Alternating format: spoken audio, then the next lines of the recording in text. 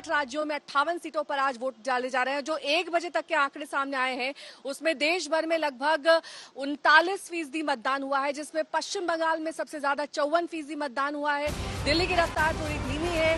दिल्ली में 1 बजे तक लगभग 34% वोट डाले गए हैं। वहीं अगर बिहार की बात कर लें तो बिहार के आंकड़े ये बता रहे हैं कि वहां पर 36% मतदान हुआ है। यूपी में लगभग 37% मतदान देखा गया है। उड़ीसा में 35.69%, वहीं जम्मू कश्मीर में लगभग 35% मतदान के आंकड़े 1 बजे तक आ रहे हैं। तो 8 राज्यों के आंकड़े हम आपको दिखा रहे हैं, जिससे पश्चिम बंगाल सबसे अग्रणी है। हर बार की तरह छठे दौर में भी पश्चिम बंगाल सबसे ज्यादा इस राज्य में अभी तक 54% मतदान 1 बजे तक के आंकड़े वहां पर बताए जा रहे हैं। अलग अलग जगहों की तस्वीरें भी हम आपको दिखा रहे हैं। सुबह से ही लोग पोलिंग बूथ में पहुंच रहे हैं। यहाँ पर लंबी कतारें देखी जा रही है। कई पोलिंग सेंटर्स में अरविंद केजरीवाल दिल्ली के सीएम, उन्होंने भी सिविल लाइंस पोलिंग बूथ में अपना मतदान किया और लोगों से भी वोट डालने की अपील की। आपको बता दें कि बेल पर अरविंद केजरीवाल बाहर हैं, चुनाव प्रचार में जुटे हुए थे और अब चुनाव पूर्ण होने के बाद ही उनकी जेल वापसी होगी। लेकिन लगातार सीएम की तरफ से और तमाम अन्य दिग्गज नेता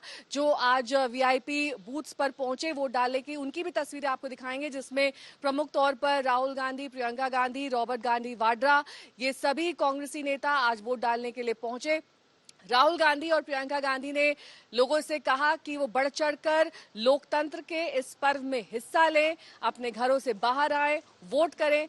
राहुल गांधी ने अपनी बहन प्रियंका गांधी के साथ एक ही पोलिंग सेंटर में वोट डाला, जबकि उनके जीजाजी प्रियंका गांधी वाड्रा के पति रॉबर्ट वाड्रा ने एक अलग पोलिंग सेंटर में जाकर अपना मतदान किया। लेकिन इस पूरे वोटिंग की प्रक्रिया में लगातार जो दिग्गज चेहरे हैं, जो बड़े चेहरे हैं, वीआईपी चेहरे हैं, वो लोगों से बाहर निकलकर वोट डालने की अपील कर रहे हैं और ये कह रहे हैं कि जितना वोट फीसदी होगा, जितने ज्यादा बढ़ चढ़कर लोग मतदान करेंगे, उतना ही लोकतंत्र के लिए बेहतर होगा, क्योंकि ये वो मौका है जब आप अपना नेता, आप अपने मनपसंद पार्टी और काम के आधार पर अपने लीडर का चुनाव कर सकते हैं। ये एक बड़ा लोकतंत्र का पर्व है, जिसमें सुबह से ही हमने देखा कि कैसे अरविंद केजरीवाल ने पाकिस्तान के पूर्व मंत्री फवाद चौधरी को भी निशाने पर लिया। दरअसल फवाद चौधरी ने एक ट्वीट को टैग किया था, रीट्वीट किया था और उसमें उन्होंने हिंदुस्तान में जो मतदान चल रहा है उसको लेकर ये रीट्वीट अरविंद केजरीवाल का उन्होंने किया, जिसको लेकर अरविंद केजरीवाल ने भी साफ कह दिया पाकिस्तान के पूर्व मंत्री फवाद चौधरी से कि वो अपने मामलों में ध्यान दें, जो पाकिस्तान के मसले हैं उन पर ध्यान दें, भारत के मसलों में ना पड़ें, क्योंकि हम यहाँ की राजनीति बेहतर समझते हैं, इसलिए पाकिस्तान को इसमें हस्तक्षेप करने की जरूरत नहीं है। कड़ी नाराजगी अरविंद केजरीवाल ने यहाँ पर जताई। उन्होंने कहा कि मेरे देश के मसलों को हम संभालने में पूरी तरह से सक्षम है। प्रियंका गांधी दरअसल आज सुबह अपने भाई राहुल गांधी के साथ वोट डालने के लिए पहुंची।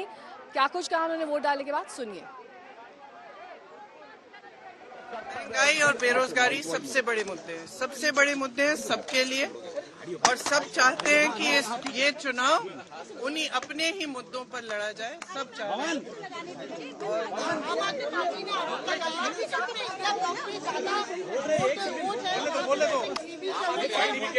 इस बार झाड़ू का बटन दबाएंगे और केजरीवाल जो है हाथ का, ये है इंडिया गठबंधन। हाँ, तो यही तो होता है, यही तो होता है। हम अपने सारे गिले शिकवे एक साइड करके हम अपने संविधान के लिए, अपने लोकतंत्र के लिए हम अपना वोट दे रहे हैं और मुझे इस बात पर गर्व है, मुझे इस बात पर गर्व है। पॉलिटिकली आप बहुत ज्यादा काउंटर अटैक भी करते हैं, आपको हर बारी पॉलिटिकल डिबेट्स में घसीटा जाता है, तो आपको लगता है कि इस बारी 400 पार बीजेपी का हो रहा है या इंडिया ब्लॉक सरकार बना रहा है?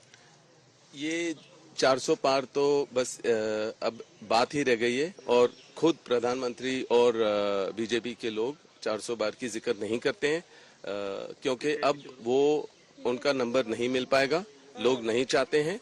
और मैं उम्मीद करता हूं कि देश की जनता इंडिया गठबंधन को एक मौका दे और उनको लगेगा कि अगर राहुल लीड करेंगे तो जरूर प्रगति होगी, जो वादे किए हैं वो पूरे होंगे, कोई जुमला जैसे नहीं होगा जैसे बीजेपी ने किया है। कर सकते हैं राहुल लीड?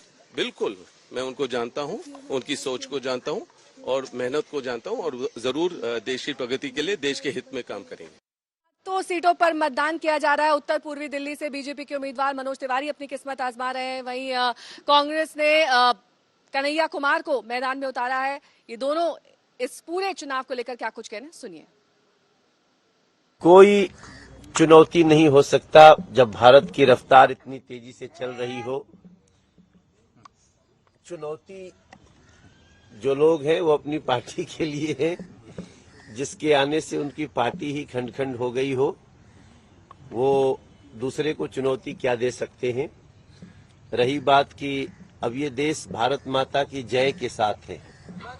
जो भारत के टुकड़े टुकड़े करने की मंशा रखते हैं, जो खुद ही देशद्रोह के आरोप में हों, वो शायद आज घूमेंगे भी नहीं, दिखेंगे भी नहीं। अभी से उनकी टूरिस्ट होने जो टूरिज्म का समय था पूरा हो जाएगा। बधाई हो उनको, तो जीत ही गए हैं तो घर में बैठ जाएं। टेबल लगा करके क्यों बाहर बैठे हुए हैं बूथों के। 400 पार एक्चुअली वो सीट की बात नहीं कर रहे हैं, पेट्रोल का दाम बता रहे हैं। और सर कांग्रेस की 7 सीटें आ रही हैं दिल्ली में। कांग्रेस की नहीं, इंडिया अलायंस की आएगी। 4 आम आदमी पार्टी की आएगी, 3 कांग्रेस पार्टी की आएगी। इधर नई दिल्ली सीट से बीजेपी की उम्मीदवार बासुई स्वराज अपनी किस्मत आजमा रही हैं। आतिशी मलिना क्या कुछ कह रही हैं उनके खिलाफ, सुनिए। मैं दिल्ली की जनता से करबद्ध प्रार्थना करती हूँ कि आज गर्मी को झेलकर आइए बाहर, क्योंकि ये दिन राष्ट्र के नाम है। ये चुनाव विकसित भारत का चुनाव है। ये चुनाव एक सशक्त भारत बनाने का चुनाव है। आइए और सबका साथ, सबका विकास, सबका विश्वास और सबका प्रयास, इस मूल मंत्र को आत्मसात कर एक प्रगतिशील भारत, एक विकसित भारत, एक सशक्त भारत के निर्माण के लिए अपना मतदान करिए। हमें आधिकारिक सूचना मिली है कि कल शाम को एलजी साहब ने एक मीटिंग बुलाई थी, दिल्ली पुलिस के अधिकारियों के साथ मीटिंग बुलाई थी, और दिल्ली पुलिस को ये इंस्ट्रक्शंस दी गई थी कि जो जो एरियाज इंडिया गठबंधन के स्ट्रांग होल्ड हैं, उन सभी एरियाज में वोटिंग को स्लो कराया जाए, बैरिकेड्स को दूर लगाया जाए, बार बार वोटर्स की चेकिंग कराई जाए। अगर ऐसा होता है तो ये फ्री एंड फेयर इलेक्शंस का उल्लंघन होगा। तो हम ये उम्मीद करते हैं कि इलेक्शन कमीशन इसका संज्ञान लेगा और इलेक्शन कमीशन ऐसी किसी भी साजिश को जरूर रोकेगा।